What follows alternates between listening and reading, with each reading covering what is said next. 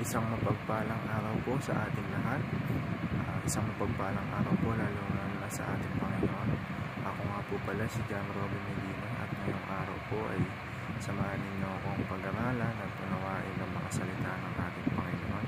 Pero bago po tayo magsimula, nais ko lamang po kayong i-welcome sa ating ginagawang daily devotion na naway may sa buhay at marami tayong matutunan sa pag-aaral ng salita ng Diyos. At ngayong araw po, October 27, 2024, araw ng linggo, ang title po ng ating devotion ay Soli Deo Gloria, to the glory of God alone. At ang versikulong ating unawain ay Romans chapter 11 verse 36. Sinasabi rito, for from Him and through Him and for Him are all things. To Him be the glory forever. Amen. O sa Tagalog naman po, sapagkat mula sa Kanya at sa pamamagitan niya at para sa Kanya ang lahat ng mga bagay. Sumakanya nawa ang kaluwalhatian magpakailanman. Amen.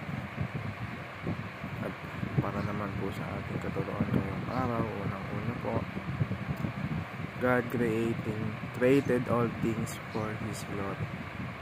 Sa ikalawa naman po, God redeemed us for His greater glory. At sa ikatlo naman po, God desires that we see His eternal glory. Yun nga, unang-una, ginawa ng Diyos lahat ng bagay sa pamamagitan niya at para sa Kanyang ikalulugod. Nililim tayo ng Diyos para sa glory ng Diyos. At gusto ng Diyos na makita natin siya, gusto ng Diyos na makapiling natin siya sa kabilang buhay. At para naman po sa ating application, unang-una, follow the grand compass of life, which is yung Bible natin or yung salita ng ating Panginoon. Sa ikalawa naman po, focus on what glorifies the Lord. Gawin natin yung mga bagay na ikinalulugod ng Panginoon. Huwag tayong gumawa ng bagay na alam natin hindi makakalulugod sa ating Panginoon. Sa huling application naman po natin, fulfill our duty and live for God.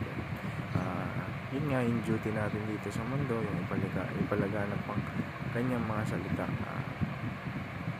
Naway ang kalooban ng ating Panginoon ng sa masunod. Yun lamang po, naway kahit sa maikling oras po ay may bahagi tayo at may natutunan po tayo. Salamat po kay Pastor Russell na palagi natin pinapanood para sa ating devotion. Salamat po, maraming salamat po.